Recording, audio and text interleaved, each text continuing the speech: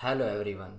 आप देख रहे हैं एकलव्य स्नातक और इस वाली वीडियो में हम देखने वाले हैं BE GLA 138 यानी कि बैगला 138 की जो है हम यहाँ पर बात करने वाले हैं। यूनिट नंबर 6 है हमारा और इसका नाम है डिस्क्रिप्टिव टेक्स्ट। ठीक है दोस्तों, अगर आप इग्नू के स्टूडेंट हो तो आपने कभी नीरज पब्लिकेशन का नाम ज़रूर सुना होगा। इनकी बुक्स पढ़ाई करने के लिए बहुत अच्छी होती है और अभी इनका एक स्पेशल ऑफर चल रहा है जिसमें आपको मिलेगा फ्लैट 50% का डिस्काउंट। ठीक है दोस्तों, अगर आप 500 से अधिक की किताबें खरीदते हो। किताबें खरीदने के लिए आप इनकी वेबसाइट विजिट कर सकते हो जिसका लिंक आपको नीचे डिस्क्रिप्शन में मिल जाएगा। आप इस टाइप की यहाँ पर जो किताबें खरीद सकते हो, गाइड बुक हो गया या सैम्पल पेपर वगैरह। ठीक है दोस्तों, आप चाहो तो हमारा डिस्काउंट कूपन भी यूज़ कर सकते हो जो कि है एकलव्य। इस डिस्काउंट कूपन को इस्तेमाल करने से आपको डिस्काउंट मिलेगा अपनी खरीदारी पर। यहाँ पर आप देख सकते हो आपका यूनिट नंबर जो फर्स्ट है यहाँ से लेके 5th तक जो है ये कंप्लीट हो चुका है और यूनिट नंबर जो 6 है ये हम इस वाली वीडियो में कंप्लीट कर देंगे।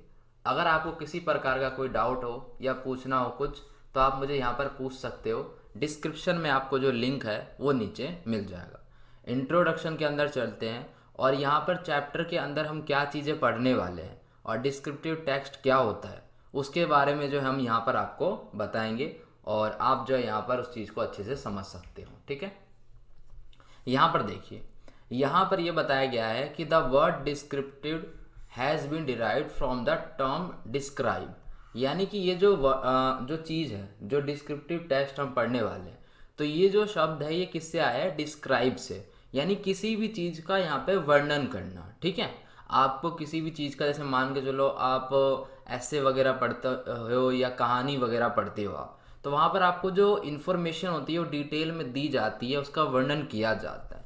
तो ये भी इसी तरीके से इसके अंदर जो भी चीज़ें डिटेल में दी हुई है, किसी भी चीज़ का जो डिस्क्रिप्शन है वो दिया गया है, तो उसके अंदर क्या आपको प्लेस का, पर्सन का या थिंग का, ठीक है, इन तीनों में से किसी भी चीज़ के बारे में जो है या सभी चीज़ों के बारे में जो है यहाँ पर आपको डिटेल में बताया जाता है।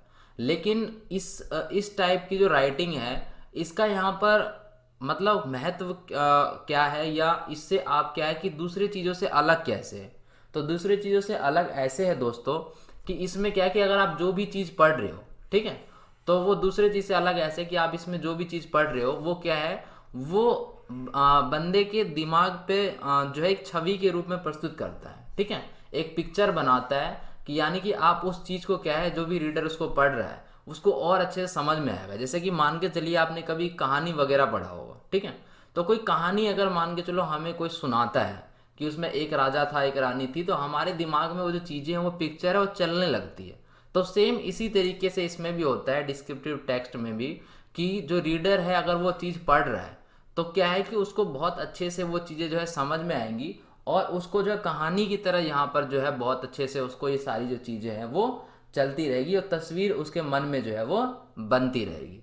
तो यही सारी जो चीज़ें हैं यहाँ पर होता है। अगर यहाँ पर हम बात करें किसके, जैनी लेविस की अगर हम यहाँ पर बात करें तो उनके अनुसार क्या है कि जो राइटिंग जो डिस्क्राइब वाली है, ठीक है, इसमें जो भी पर्सन, प्लेस और थिंग के बारे में बताया जाता है, इसका जो तरीका है बताने का ये इतना अलग है कि जो रीडर्स हैं, जो कि पढ़ने वाले, तो उनको फील हो जाता है वो जो चीज़ है, वो जो पढ़ रहे हैं उससे उनको फील हो जाता है। जैसे मान के चलिए कि आप कोई कहानी के अंदर इतना घुस जाना कि आप उसे फील कर पाओ उस कहानी को। ठीक है, तो उसी टाइप का ये चीज़ है और उसी वो कैसे होता है इसमें, जैसे कि डिस्क्रिप्टिव टेक्स्ट के बारे में कि इसके फीचर्स क्या हैं, ठीक है, ये सभी, और इसको हमें कैसे समझना चाहिए उस चीज़ के बारे में जो है इस चैप्टर के अंदर में हम स्टडी करने वाले हैं। बहुत ध्यान से आपको क्या है इसको समझना है। ठीक है, तो सबसे पहले हमारे पास यहाँ पर फीचर्स ऑफ डिस्क्रिप्टिव टेक्स्ट। ठीक है, यानी कि जो यहाँ पर डिस्क्रिप्टिव टेक्स्ट के फीचर्स वगैरह, यानी कि आप इसे कह सकते हो कि वर्णनात्मक पाठों की विशेषता। ठीक है, तो विशेषता के बारे में जो हम यहाँ पर जो है वो पढ़ने वाले हैं। तो यहाँ पर देखिए आगे, यहाँ पर देखिए, some of the features of descriptive text are given below. यहाँ पर जो है, यहाँ पर नीचे जो हमें इससे रिलेटेड जो है बताया गया है। सबसे पहले टू शो और टू टेल, यहाँ पर हमें बताया गया है कि इसके बारे में हमें क्या करना है, यहाँ पर हमें देखना है। ठीक है, इसमें क्या है, दिखाना या बताना। ठीक है, या तो दिखाना और बताना इसके ऊपर है यहाँ पर तो यहाँ पर ये बताया गया है कि descriptive writing relies on appealing to the sensory system and make us experience the writing to sense instead of direct thoughts. ठीक है, यानी कि इसमें क्या बताया गया कि जब आप उस चीज़ को यहाँ पर जो है पढ़ोगे, ठीक है, तो आप उसे जो है यहाँ पर एक्सपीरियंस कर पाओगे। ठीक है, यानी कि अपने ज्ञान इंद्रियों से, यानी कि इंद्रियों से, ठीक है, इंद्रियों के माध्यम से आप उन्हें क्या कर सकते हो कि उन्हें अनुभव कर सकते हो। इस टाइप की जो चीज़ें हैं यहाँ पर बताई गई है। डिस्क्रिप्टिव राइटिंग में क्या होता है कि आप उसको इतने अच्छे से अंडरस्टैंड कर सकते हो, उसमें इतनी अच्छे से चीज़ों को बताई जाती है कि डायरेक्टली आप उसको बहुत अच्छे से समझ सकते हो। ठीक है, और उसे बहुत अच्छे से जो आपको जो समझ में आएगा। जब भी आपको कोई जो चीज़ है उसके बारे में बताई जाएगी तो ऐसा लगेगा कि आपको वो जो प्रोसेस है बताने का, आपको ऐसा लगेगा कि वो जो चीज़ है वो हमें सामने के सामने दिखाई जा रही है। ठीक है, और ये क्या है, ये इनडायरेक्ट मेथड होता है जब भी हम कोई चीज़ जो है इससे रिलेटेड जो है बोलते हैं। ठीक है, यानी कि ये कुछ कहने का अप्रत्यक्ष तरीका जो है ये माना जाता है। ठीक है, तो आपको यहाँ पर समझ पा रहे हो। नेक्स्ट देखते हैं। इसमें यहाँ पर क्या है कि निम्नलिखित जो उदाहरण है ये हमारे सामने यहाँ पर प्रस्तुत जो है वो किए गए हैं कि जब भी ऐसी चीज़ें होती है तो हमें जो है डिस्क्रिप्टिव टेक्स्ट में कैसे बताया जाता है कि हमें जो चीज़ें हैं वो फील हो। ठीक है, तो यहाँ पर देखिए, यहाँ पर जो है बताया जा रहा है यहाँ पर टेलिंग में कि द रूम वाज एम्प्टी। ठीक है, यानी कि जो रूम था वो कैसा था, जो खाली था। ठीक है, और वहाँ पर क्या है, जो स्मेल आ रही थी, कैसी स्मेल आ रही थी, असाधारण। एक होता है कि साधारण स्मेल आती है, ठीक है, नॉर्मल, तो वो स्मेल हमें पता चल जाती है, लेकिन यहाँ पर जो है असाधारण स्मेल आ रही थी। किसी प्रकार का जो है यहाँ पर फर्नीचर जो है वो उपस्थित नहीं था, ना तो कोई फर्नीचर था और ना यहाँ पर कोई जीवित प्राणी जो है वो यहाँ पर उपस्थित था। ठीक है, तो आप मतलब देखिए इस चीज़ को जो मैंने आपको बताया, इस चीज़ को आप अपने जो है माइंड में जब उतारोगे तो आपको मतलब एक दृश्य सा दिखाई देगा। ठीक है, तो यही चीज़ें होती है। जैसे शोविंग में जो यहाँ पर आपको कैसी जो चीज़ें हैं वो दिखाई देंगी। जैसे मान के चलिए एक दूसरा है कि द अपार्टमेंट स्मेल। ठीक है, यहाँ पर जो अपार्टमेंट है उसमें जो है उसमें से जो है स्मेल आ रही है। ठीक है, और यहाँ पर क्या है, बासी भोजन की। ठीक है, बासी भोजन आप समझ पा रहे हो। ठीक है, तो भोजन की और जो गोभी वगैरह होती है उसकी स्मेल आ रही है। ठीक है, और कचरे जो कचरा होता है, ठीक है, तो कचरे की जो यहाँ पर जो है दिख रहा है। ठीक है, और अजीब सी मतलब आप समझ पा रहे हो, ओल्ड स्वीटी शॉक्स, यानी कि वो जो मोजे वगैरह होते हैं, ठीक है, पुराने मोजे, उस टाइप की यहाँ पर जो चीज़ें दिख रही है। ठीक है, सभी जगह क्या है, कचरा भरा पड़ा है।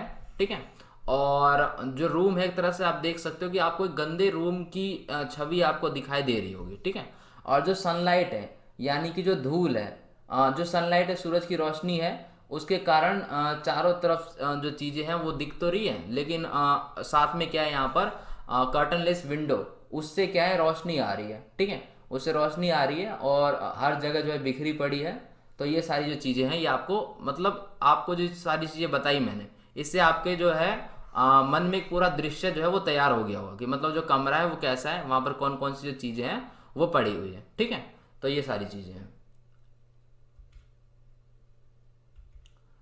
यहाँ पर देखते हैं फिगरेटिव लैंग्वेज। ठीक है, इसमें क्या है, हम यहाँ पर बात कर रहे हैं फिगरेटिव लैंग्वेज की। ठीक है, तो इसके अंदर क्या होता है, इस लैंग्वेज के अंदर भी हमें इसी तरीके से बताया जाता है उस संकेतों और आंकड़ों के द्वारा। ठीक है, इसके अंदर में इसमें हमें भाषा और संकेतों के आंकड़े जो है ये सब जो चीज़ें हैं ये बताई जाती है। ठीक है, और इसके अंदर भी क्या होता है, इससे हमारे दिमाग में क्या एक इमेज जो है वो क्रिएट हो जाती है रीडर के दिमाग में। ठीक है, तो यही सारी चीज़ें होती है।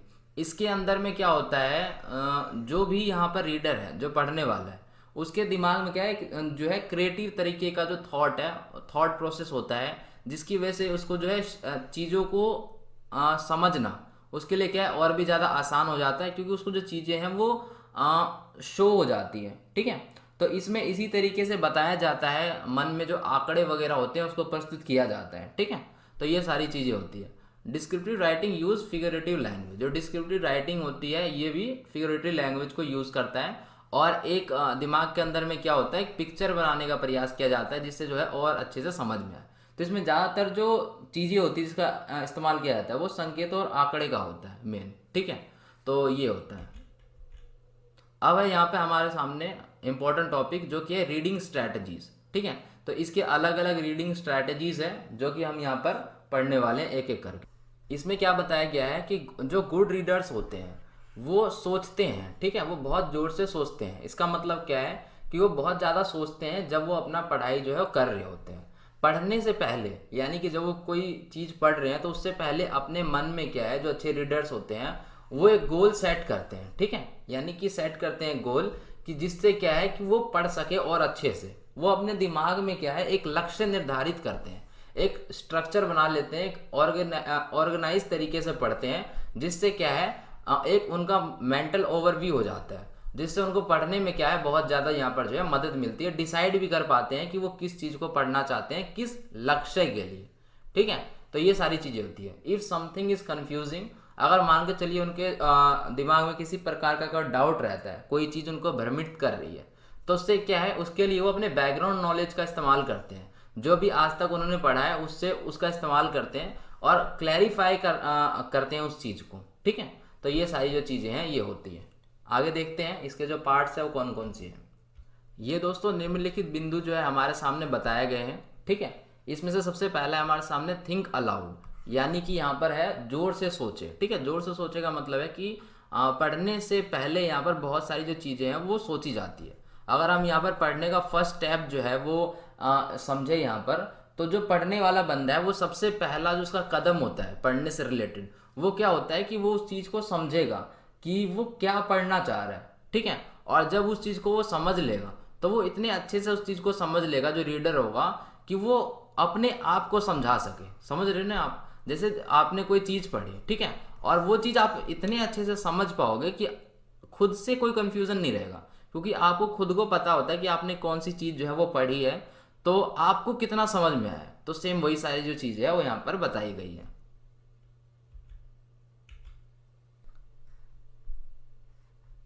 दूसरा देखिए दोस्तों, यहाँ पर क्या है कि यहाँ जो बंदा पढ़ रहा है, जो एक अच्छा रीडर है, वो पढ़ने से पहले यहाँ पर क्या अपना गोल जो है उसको सेट करता है कि आखिरकार वो पढ़ने से पहले जो है किस चीज़ को पढ़ना चाह रहा है, यानी कि उसका उद्देश्य। ठीक है, उसका जो पर्पस है, उसका उद्देश्य वो सेट करता है। तो उससे क्या होता है, उसको अपने गोल को अचीव करने में क्या है मदद मिलती है। एक फोकस जो है वो चीज़ों पे वो कर पाता है। ठीक है, अपने उस टेक्स्ट पे कर पाता है। वो जो भी चीज़ पढ़ रहा है, ठीक है, यानी कि जो भी उसके दिमाग में गोल है वो उस गोल को अचीव कर सके।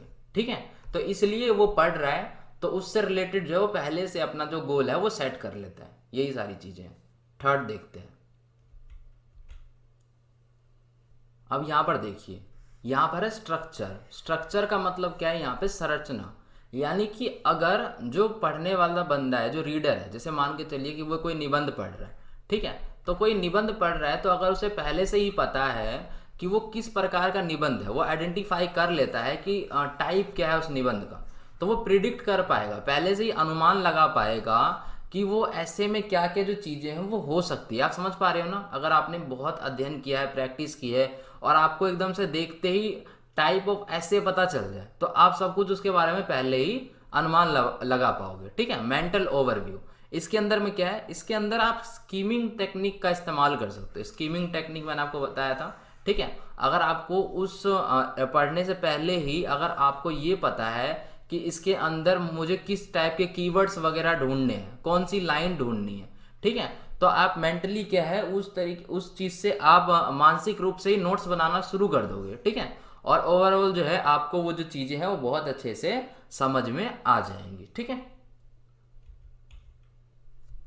यहाँ पर देखिए क्या बताया गया है, कनेक्शन बिटवीन सेंटेंसेस। ठीक है, अगर जो पढ़ने वाला बंदा है, जो कि उस चीज़ को पढ़ रहा है, जो रीडर है, तो अगर उसको ये पता है कि जो सेंटेंस के बीच में जो है क्या संबंध है, तो वो उस चीज़ को बहुत अच्छे से समझ पाएगा। अगर उसने लिंक ढूंढ लिया सेंटेंसेस का, अगर वो नहीं ढूंढ पाया तो उसके पढ़ाई में यहाँ पर क्या है प्रभाव पड़ जाएगा। लेकिन अगर उसने लिंक ढूंढ लिया कि इनके बीच में क्या लिंक है, तो वो बहुत अच्छे से समझ पाएगा। ठीक है, यहाँ पर देखिए प्रिडिक्ट एंड रिवाइज। ठीक है, अगर आपने क्या करा है, उस चीज़ को बहुत अच्छे से पढ़ा है और समझा है, तो आप अपनी स्ट्रैटेजी का इस्तेमाल करके बहुत तेज़ी से पढ़ सकते हो। ठीक है, अगर आप प्रिडिक्ट कर पाओ कि आगे क्या क्या चीज़ें हो सकती है, या सेम टाइप का इस टाइप का ऐसे मैंने सॉल्व कर रखा है और ये सारी चीज़ें हैं, तो आप जो है बहुत तगड़े तरीके से अंडरस्टैंड कर सकते हो पैसेज को और उसके बारे में समझ सकते हो, ठीक है।